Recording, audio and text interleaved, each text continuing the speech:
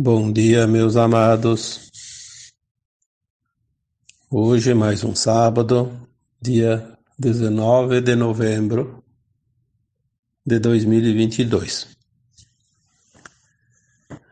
O tema hoje que me foi inspirado para trazer aqui neste áudio é algo que ainda tem pessoas que eu acredito que ainda fazem alguma confusão, porque quando não se entende perfeitamente um assunto, ele sempre traz dúvidas e até discussões, né? Hoje eu vou trazer um tema bem comum e bem próprio para o momento, porque há ainda aqueles que discutem a sua razão, embora eu sempre digo, e até escrevi um dia um texto, ou fiz um áudio, você sempre tem razão, né? E a verdade é que todos sempre têm razão, porque cada um compreende da sua forma, mesmo que os outros compreendam diferente. Até que a gente não entende, é possível, sim, querer discutir a sua razão, mesmo estando equivocado. É natural, nós temos uma consciência, temos uma mente, que ela às vezes toma um posicionamento. O espiritismo, mesmo que alguém diga que é a religião espírita, não é religião, é considerado uma filosofia, é um conceito, um algo a mais para entender certas coisas. As religiões ditas religiões não falam do espiritismo. Aliás, a maioria não fala nem do espírito, né? Falam vagamente alguma coisa da alma, mas é mais para omitir do que para informar. Então hoje nós vamos falar de espiritismo, religiões e crenças. Poderia ser esse o título, né? Espiritismo, religiões e crenças. Uma coisa bem interessante é que as religiões surgiram depois da vinda do Cristo. Por que será? Por que antes do Cristo não tinha religiões? Existia sim a igreja, né? As sinagogas, existia um culto, mas não essas religiões conhecidas como todas as que se conhece hoje. Se vocês procurarem a história dessas religiões, todas que hoje existem por aí, essas igrejas, né? Todas são após a vinda do Jesus Cristo para a Terra. Aqui não vamos fazer nenhuma crítica, pelo contrário, as religiões elas são importantes, desde que se aprendam, se aproveite aquilo que é realmente necessário, aquilo que precisa, uma base. Porque religiosidade não é religião, assim como espiritualidade não é espiritismo. A prática e o conhecimento e o entendimento são coisas diferentes. Algumas informações que nós recebemos nos últimos tempos, elas querem nos dizer até que há, de fato, um interesse das religiões em manter a consciência das pessoas presa, para que ela não expanda, porque nós estamos num tempo de mudanças planetárias muito importantes. O próprio Cristo veio aqui para dizer isso. Então, se o Cristo veio aqui anunciar a boa nova, a libertação da humanidade do jugo, não somente do comando dos trevosos, dos arcontes, mas também da consciência presa ao véu do esquecimento. A grande mensagem que o Cristo Jesus deixou foi, sem sombra de dúvida, que um final de um ciclo estava se aproximando e que uma nova Terra viria. Em todas as suas parábolas, em suas mensagens, ele cita, né, algo neste sentido. E as religiões, elas se formaram depois, criaram-se depois, justamente para impedir que as pessoas fizessem esse avanço. Porque quanto mais tempo a consciência fica presa aos velhos dogmas, às velhas crenças, mais se atrasa um pouco a libertação da humanidade. E aqueles que prenderam a humanidade de todas as formas, inclusive pela ignorância, eles não querem que as consciências se libertem. Quantas vezes já foi dito isso? Uma consciência expandida nunca mais será presa de algo ou de alguém que queira controlá-la. O conhecimento é que faz com que se apresse a liberdade da consciência e a expansão da consciência.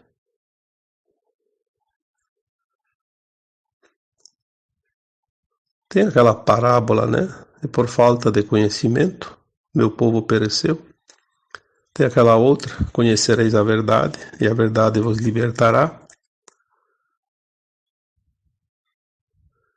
Então, quando a gente vê certas parábolas, certas citações, elas não precisam ser dentro de um beabá de fácil entendimento, porque cada um vai entender da sua maneira, no seu tempo. As religiões são responsáveis pelas crenças de hoje. Passaram 2000 anos e a humanidade, após 100 gerações, porque uma geração se dá em média a cada 20 anos, obviamente não vamos confundir aqui geração com encarnação, né? Em 2000 anos a média de reencarnações é 20, uma a cada 100 anos, mas gerações se dá a cada 20 anos, numa média.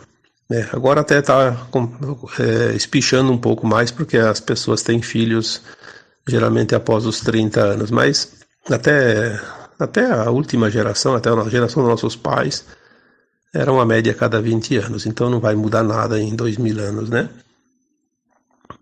100 gerações.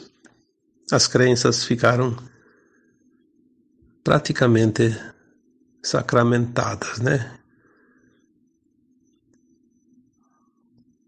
Aquilo que se acredita foi aquilo que nos disseram. Porque nos disseram que a humanidade começou com Adão e Eva e tiveram 2 filhos homens, Caim e Abel. Caim matou Abel, aí sobrou Adão e Eva e Caim. Tá, aí termina o assunto.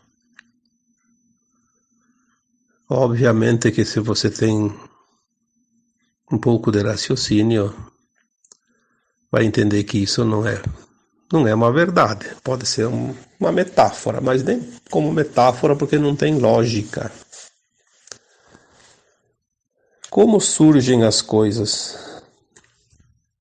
Nós já cansamos de colocar aqui que tudo vem da fonte. A fonte é luz. A luz cria. A luz é energia. A luz, ela é formada os pranas são oriundos da luz, né? Tudo é da luz. A luz cria sempre, de acordo com a sua intensidade. As coisas se formam. Numa nova espécie de planta, de animal, um novo tipo de gás, uma nova composição entre os gases. A gente sabe que os gases, tipo a tabela periódica que a gente estudou na escola, Como se formaram os gases? A água, por exemplo. Como se formou a água? Existem os elementos, os elementais, naturais, que a luz produz em cada ambiente sólido, cada mundo, cada planeta, cada estrela. Essa luz ela vem da fonte, passa pela luz do Sol central do multiverso, dos universos, das galáxias, e depois os sóis também, né, de sistemas estelares, e chega nos planetas. A luz é sempre a mesma. Ela vem sendo transmitida, retransmitida, como se fossem espelhamentos, né?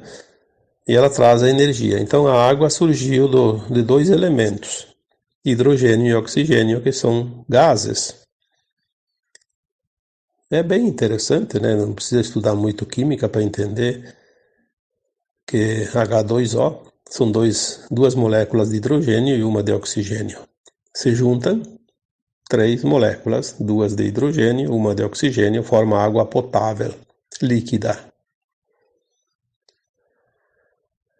Agora, se você misturar 2 moléculas de hidrogênio e 2 de oxigênio, vai dar a água oxigenada. A diferença é mínima, uma molécula, mas o resultado é muito diferente, né? Experimenta tomar água oxigenada ou no lugar de água potável, você vai ver a diferença que existe. E apenas uma molécula, né? Então tudo é luz. A luz ela vai transformando.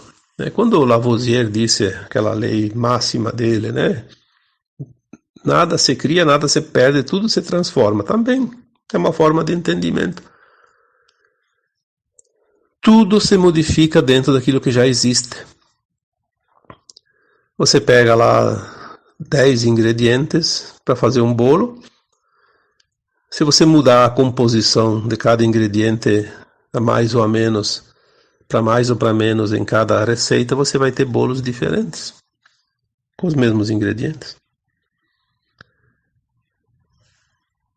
Então as crenças nossas, elas são de acordo com aquilo que nós vemos com os olhos, entendemos com a consciência, com a mente também.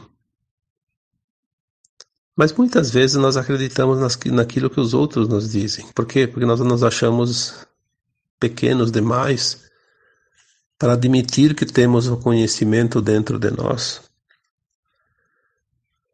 Quantas vezes eu já disse, nós somos um mini universo. Tudo que está no universo está dentro de nós, pois a fonte é a mesma, é a luz. E as religiões vieram para segurar um pouco essa expansão de consciência, que ela é natural dentro da evolução dos mundos. Nada é parado no universo, tudo é movimento. Quando a gente fala, tudo é movimento em espiral, porque é isso que funciona, um movimento em espiral. As galáxias têm o formato de uma nuvem vista do alto quando tem um ciclone, um furacão. Exatamente o mesmo formato, o mesmo movimento, porque é movimento. Os ventos, se fosse possível ver os ventos em forma de imagem, nós vamos ver que eles também têm o mesmo formato, eles giram. As águas do oceano, as correntes marítimas também fazem movimentos circulares. Se você vai na beira de um rio, você vai ver o rio descendo, sempre ele vai, claro, em direção ao mar. Em alguns momentos ele forma pequenos funis, né?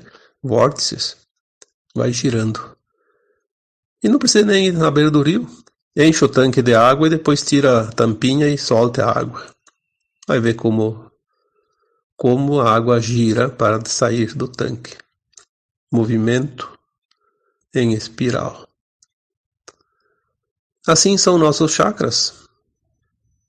Os chakras energéticos, quem trabalha com energia, chakra, reiki, chakras, né? Enfim, tem técnicas que se aprende como funciona o movimento energético de um corpo. Tem chakras, movimenta. Entra e sai energia, movimenta energia. Se não fosse esse movimento, não existiria vida. Uma água que fica parada 3 dias começa a apodrecer. Tudo aquilo que não se movimenta tende a desaparecer. Então, nós temos dentro de nós conceitos que também, com o tempo, devemos mudá-los. Aquilo que eu aprendi há um ano atrás serve, sim, ainda para muito tempo, vai servir para sempre praticamente, mas quanta coisa nova aconteceu. É preciso agregar. É preciso agregar a novidade, porque senão a gente fica na mesma história, fica no mesmo lugar, fica parado como uma água que fica lá estagnada e apodrece. Se tudo é movimento, o conhecimento é o maior movimento que possa existir dentro de uma humanidade, dentro de um planeta, de uma escola, como a Terra, por exemplo, né? Então aqui eu trago os 3 temas de hoje: Espiritismo, religião e crença, mas não falei ainda do Espiritismo, porque eu vou deixar exatamente para a parte final agora, né, deste áudio, porque eu vejo muita gente discutindo Espiritismo, porque Kardec falou isso, Kardec falou aquilo, porque está nisso, está naquilo. Bom, para começar, Espiritismo não é uma religião. É um entendimento codificado por Allan Kardec entre 1850 e 1860. Ele reuniu centenas de médiums e trabalhou numa codificação, dita, né, codificação do Espiritismo, para estudar a alma das pessoas, porque nós somos uma alma, nós não somos um corpo físico. Essa alma não morre junto com o corpo, ela sobrevive. E então o Kardec fez um trabalho maravilhoso. Esse trabalho já estava previsto. O próprio Cristo disse no seu tempo, há 2000 anos, que antes do final de um tempo que ele anunciou, que eu falei antes, viria o Consolador. Todo mundo achava que viria uma pessoa, um personagem. Não tem nada a ver com personagem. Aliás, nem Deus é um personagem, como muitos acreditam, né? Deus é uma consciência. Uma consciência que cria a fonte. Nós somos sementes dessa fonte, sementes dessa consciência. Somos a parte do todo que há, do tudo que existe, de tudo que existe. Então, quando Cristo disse que viria o Consolador, ele estava falando exatamente do Espiritismo. Por que Consolador? Porque quando se entende o Espiritismo, nós vamos entender que a vida é continuada.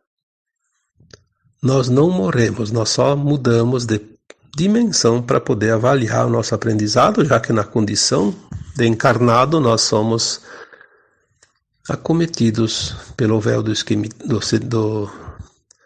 esquecimento e não lembramos quem somos, para que estamos aqui, o que viemos fazer aqui, para onde vamos, qual é a finalidade de estar encarnado. Então é preciso desencarnar. Então o Espiritismo ele trabalhou o quê? A terceira dimensão e a quarta dimensão. A terceira dimensão, o mundo da carne, a quarta dimensão, o mundo da alma, da não matéria, do éter, né? Do plano astral da Terra, seja lá o nome que quer, tudo é a mesma coisa. Ele consolou a nossa consciência de encarnado quando ele diz que realmente não há morte. Ele trouxe o consolo porque nós começamos a entender que não somos um simples mortal, que nada termina com a morte do corpo. E o que acontece nesta roda, que chamaram de roda de Sansara, a roda das reencarnações? Por que há a reencarnação? Obviamente porque há o desencarne. A alma vem, experimenta uma vida corpórea, faz o seu trabalho de aprendizado, não importa o que vai aprender, o que vai fazer, se vai agindo bem, se vai agindo mal. Aqui é dualidade, é um mundo de dualidade. A experiência tem que ser feita em todos os tipos de coisas que se possa imaginar. Senão a gente não aprende as lições dessa escola. Desencarna, vai para o plano astral. Sem o corpo ela lembra das vidas passadas, ela faz até um tempo de arrependimento, porque ela vê que em algum momento ela fez algo que ela não apreciou, né? Como consciência mais elevada, ela vê que fez coisas que não devia ter feito, mas isso faz parte do aprendizado. Aí depois ela começa a se preparar para fazer um novo plano encarnatório e volta para a Terra para fazer mais uma experiência. Aí volta e esquece tudo de novo. Quando a alma está lá no outro lado, ela sabe mais do que quando está na carne. Por isso ela precisa ir para lá. O Espiritismo trouxe essa informação e tudo que há de desdobramentos dentro desta roda de Sansara. Mas dentro dos espíritas, ditos espíritas, né? Porque se nós somos uma alma, nós somos parte do espírito, porque eu já falei sobre a mônada. Nós não somos somente esta alma que nós achamos, e hoje entendemos isso. Nós somos um átomo semente que se dividiu em superalmas e almas e fractais. Nós somos um fractal. E que depois, devagarinho, nós vamos subir, fazer a ascensão e vamos nos integrar às versões mais elevadas. Aí é o que a gente já explicou em outros temas, né? É preciso compreender bem a função nossa, como nós nos originamos e até onde nós íamos parar. E isso vai além do Espiritismo. O Espiritismo só trabalhou esta parte, a parte do fractal que encarna e desencarna, encarna, desencarna, a roda de Sansara. No máximo ele falou que a Terra, como dizia o Cristo, vai deixar de ser um mundo de provas e expiações para passar para o mundo de regeneração, que é a transição planetária, em outras palavras. Aí quando você fala em transição planetária, em fim de um tempo, tem alguns ditos espíritas que não concordam, porque Kardec não falou, porque... Ora bolas, porque ele não falou não significa que não há. Ele simplesmente não falou algo que ia além, porque se fosse falar isso naquela época, ninguém ia entender. Aliás, não entenderam nem o Espiritismo. Tanto que ele se terminou. Praticamente sumiu depois de um tempo e ressurgiu aqui no Brasil. Começou a ressurgir aqui com mais força e daqui se espalhou novamente para o mundo. Então não adianta ficar discutindo coisas. Cada um entende do seu jeito. Na verdade, é preciso estudar e é preciso entender. Só estudar não adianta. Aquela pessoa que vai uma vez por semana, 1 hora por semana, em reuniões no centro espírita, não sabe tudo. Tem que estudar muito. Tem que estudar mesmo. É preciso milhares de horas de estudo. Não basta nem ler só os livros do Kardec. É preciso estudar os livros do Kardec. Existe muita coisa que eu concordo e não concordo, mas isso não importa. Eu não tenho que ficar aqui colocando, eu não concordo com isso, eu concordo com aquilo, concordo com fulano e discordo do ciclano. Isso é discussão tola. Eu tenho que entender e concordar de acordo com aquilo que eu entendo e compreendo. E tudo é evolução. Certas informações que hoje eu recebo via canalizações, há um ano atrás, 6 meses atrás, se tivesse vindo, eu não entenderia. Olha que coisa impressionante isso. Então aquilo que eu entendi há 10 anos atrás, hoje está muito mudado. E não está errado, nem o que estava há 10 anos, nem o que está hoje. É simplesmente o avanço do entendimento da nossa consciência. Nós vamos entendendo de acordo com aquilo que nós compreendemos. Quantas vezes nós falamos aqui que para se curar algo dentro de nós, o caminho mais curto é compreender para aceitar. Compreender e aceitar para deixar ir. Compreender, aceitar e deixar ir para se curar. Se esse é o caminho de tudo, obviamente que o meu conceito de algo há um ano atrás pode ter mudado hoje, sem, no entanto, eu estar errado nem lá há um ano, nem agora. Apenas a gente vai se adequando a uma nova forma de entendimento. É assim que nós evoluímos. O grande problema é justamente as crenças, que elas não querem mudar. Quando nós entendemos algo, acreditamos em algo, a gente já tem uma crença, tem uma opinião formada. E, normalmente, essa opinião ela é defendida a unhas e dentes. Não se aceita nenhuma posição contrária, nenhuma opinião contrária, e mesmo nós não aceitamos entender de uma outra forma, a possibilidade de entender de outra forma.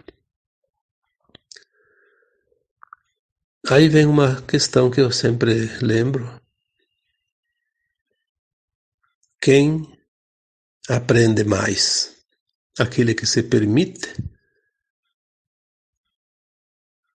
saber mais. Aquele que se permite mudar. Se você se permite mudar, você tem grande chance de aprender mais rapidamente. Agora, se você não permite a mudança, você não aprende, você vai ficar naquilo que já está. Mas sem sombra de dúvida, eu sempre coloco uma informação que eu recebi num atendimento que eu fiz lá em 2015, 2016, eu não lembro bem o ano. Num atendimento veio um ser de luz. Provavelmente era a Mãe Maria, porque é um ser tão amoroso. Tem que ser da egrégora de Mãe Maria, né? Dizendo uma palavra de alento para a pessoa que estava sendo atendida. A mensagem foi essa. A maioria das dores da humanidade de hoje, e já fazem 6, 7 anos, é a resistência. Muitos acham que tem karma, que tem... porque é lei de causa e efeito, porque é isso e aquilo. Sim, tem isso, sim, sempre teve e continua. Mas a maioria das dores é a resistência. Resistência em mudar, em aceitar, em entender, em querer. Querer fazer diferente, em admitir que há coisas diferentes. A teimosia. Tenta ensinar alguém que é teimoso. A dificuldade que há em conseguir fazer com que ele entenda que tem jeitos melhores de se fazer cada coisa. Ele só muda depois de tanto bater a cabeça e se machucar. Aí ele vai mudar. Mas não porque o outro falou, por causa da dor. Dói tanto as cabeçadas que ele vai acabar mudando por conta própria. Crenças. Crenças limitantes, teimosia. E as religiões fizeram isso muito bem. Tanto que a gente fala em credos, em crenças. Quando você fala em religião, é crenças, né? Na verdade, a religião, ela tem todas as palavras têm uma origem, né? A religião é religar. Religar. Mas religar o que se nunca fomos desligados? Porque ela diz que ela está religando o ser ao seu divino. Nós nunca fomos desligados. Nós temos a sensação de estar desligado por causa do véu do esquecimento. Mas nós nunca fomos desligados. Então não há nada para religar. Há sim uma maneira de compreender e entender. Aí é diferente. Aí ela não se transforma em crença. Ela se transforma num estudo, num aprimoramento, num aprendizado, num entendimento, na compreensão e na solução.